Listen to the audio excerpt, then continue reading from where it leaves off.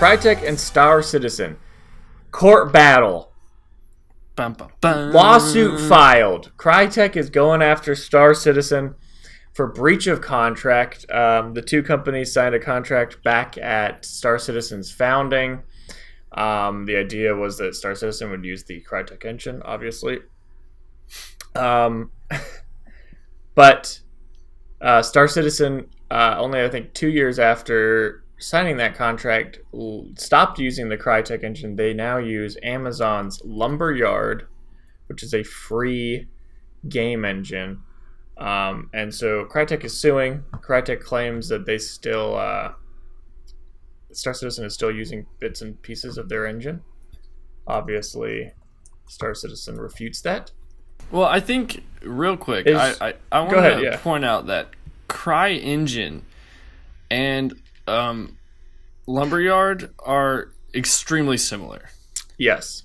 Lumberyard is a fork of Cryengine 3.8.1. So basically, Lumberyard is missing all the new features from Cryengine, but it's still it's the Cryengine basic.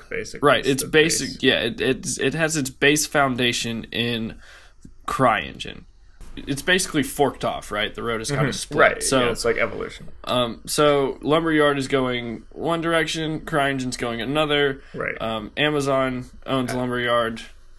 Crytek owns Cryengine. Right. But they're going in two different directions. Cryengine's doing its thing, Lumberyard's doing its thing. So that's kind of a gray area, right? So that's what makes this kind of weird. Is okay, so they signed on with Cryengine a long time ago, right? This game has been in development for how long now? I don't know the exact date of when Lumberyard was created, but you know, it could be seen that the Star Citizen team liked the way that Lumberyard was headed. It liked more of the features or different things like that. I don't know. It's hard for me to sit here and say what exactly a game developer is thinking, but for whatever the reason, they have decided to go with Lumberyard instead of the newest version of Cryengine. Yes, sorry, the agreement was signed in 2012 between Cryengine and... So 5 years now. So yes, yeah, and it was only after 2 years, I believe, that they switched over to Lumberyard. So like you said, there must have been reasons. Maybe they felt that that they could get a better deal with Amazon. Maybe they felt that Amazon gave them more freedom. I don't know. Like you said, we don't know what was going on in why they decided to change. There's obviously reasons. There was things going on behind the scenes, but Crytek obviously feels hard done by. Well, Lumberyard is free. Right. I think that's probably... I would presume that's a big reason.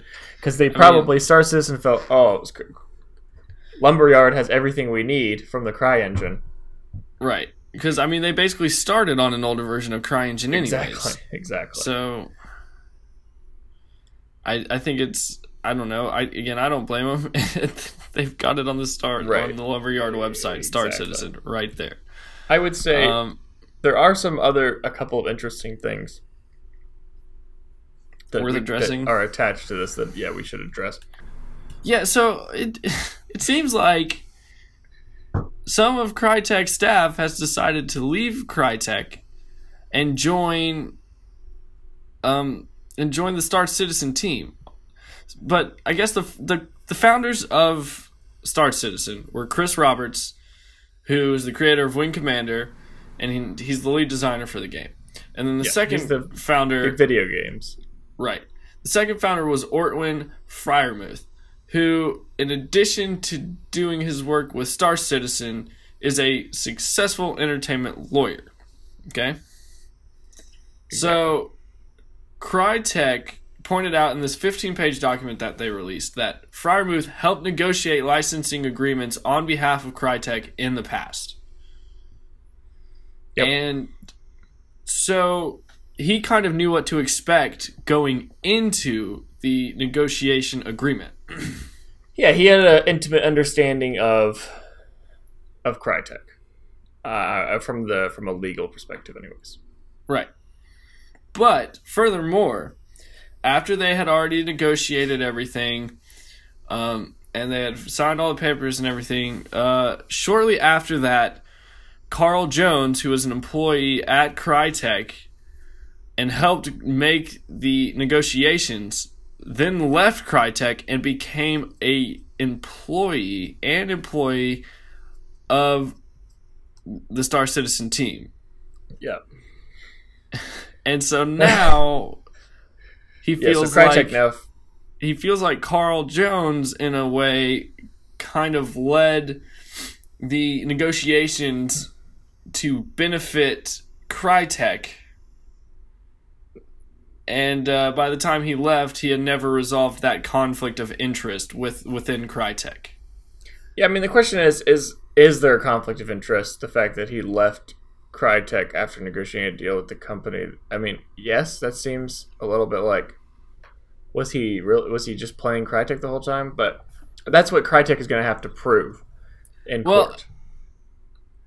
Is that Freiermuth and Carl Jones made a bad contract for Crytek because of their of their prior knowledge, and because they both work for this Star Citizen now. So I would say that that's the question that ultimately will have to play out in the courtroom. Right. Can Crytek prove that it was a maliciously bad deal, or will it just turn out like, well,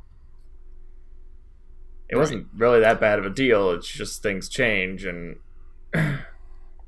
why make a deal with Freiermuth in the first place if you think he's going to screw you, you know? Right. He used to work for you. Normally people don't hold, it depends on how much resentment these guys hold for each other, but for the company. I mean, so what Carl Jones did exactly, he was the director of global business development on Cryengine from 2008 to 2012. And that was before he became the overall director of global business development for Crytek in until September 2014. So he spent which two would more have years been right after that deal he made with Star Citizen. So it wasn't like he left immediately, signed the deal and was like, all right, we did it. I'm getting out of here.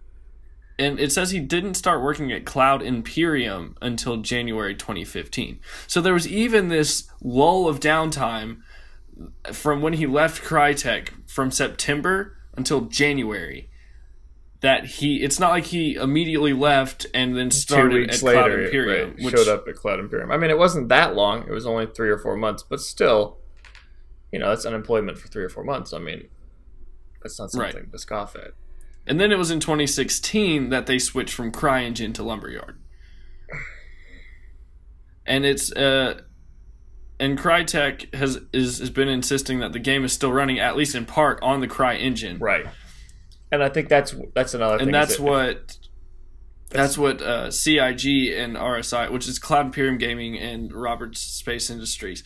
That's what Star Citizen. I'm just going to call it Star Citizen. I think we should just keep it simple. Yeah, that's something that Star Citizen is denying. Is like, no, we're not running anything on Cryengine. We're running it on Lumberyard. But Lumberyard is kind of based on Cryengine. Right. So it's going to be hard for either maybe to prove. Like, it might be a situation where it's hard for Crytek to prove that they're using Cryengine because that's basically what Amazon Lumberyard is. But it might be hard for Star Citizen to prove they're not using Cryengine because, again, Amazon Lumberyard is so similar. Right. So it'll be interesting to see how this plays out. Right. It's worth addressing as well that Crytek has requested a jury in the trial, and if it comes to that, it will kind of fall on the live audience to make this decision. But from where I sit and look at it, it doesn't appear like Carl Jones really had a conflict of interest. It just says that he never rescued himself from the negotiations and never resolved that conflict of interest, which, again, I don't really see it as that. At that point, they made the deal years before he left. And it's not like he was the only one on the deal. Right. I mean, let's be realistic. You have other people who look at these things. He had those several months of downtime between September and January. I feel like Freiermuth didn't do anything illegal because he wasn't an employee of Crytek, he was an independent lawyer from what it looks like, and he just helped represent them on some cases. So it's not like he was employed by Crytek. He didn't do anything. He just knew kind of what to expect on that behalf. I mean, yes, it's kind of dirty because he's a lawyer and he knows it, but he's also a co-founder of a company and shouldn't be held against him just because he's educated. Yeah. Agreed. I mean, really, it's the same as doing your homework, right? Right, exactly. I think if you're Crytek and you feel that there's a problem here, you don't make that deal in the first place. So obviously, right, you all came to an agreement and you signed it. Right. I don't know. Star Citizen is saying it's a meritless lawsuit and they will defend it vigorously. Crytek is obviously upset. I think they're kind of hurting because this was supposed to be this huge game that's still not even done being made yet.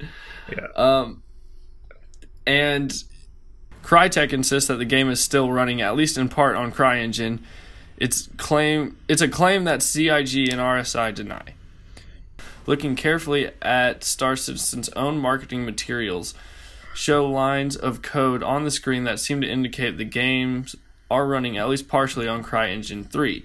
Making matters even more complicated is the fact that Amazon Lumberyard is in fact a fork of Cryengine itself purchased by Amazon. The lawsuit goes on to say that Star Citizen improperly removed the Cryengine logo when the game boots up, and that the teams failed to properly disclose modifications to Cryengine 3 as part of the licensing agreement. So it's not a problem that they stopped using the engine, right? It's a problem that they were using the engine, they stopped, they took the title down, but that the folks over at Cryengine or Crytek think that they're still running the engine. I mean, I don't know. It seems like Crytek thinks they're still running Cryengine, and they're not. They're saying they're not. They're saying they're using Amazon Lumberyard, but I imagine the source code will look similar if they're based on the same platform. You know, they're still using Cryengine, obviously, and not paying them for it. So it could mean, just hours and hours of pouring through source codes. Right. Yeah, and I think it just muddies the water more, Again, I think this is it'll all be seen in court. I think whatever strategy each of the two of them show, maybe like that Polygon article says, there's some code that shows Cryengine, but that could just be old footage from 2015 or before they switched everything over. So. Or while they were in the process of switching things over. Yeah.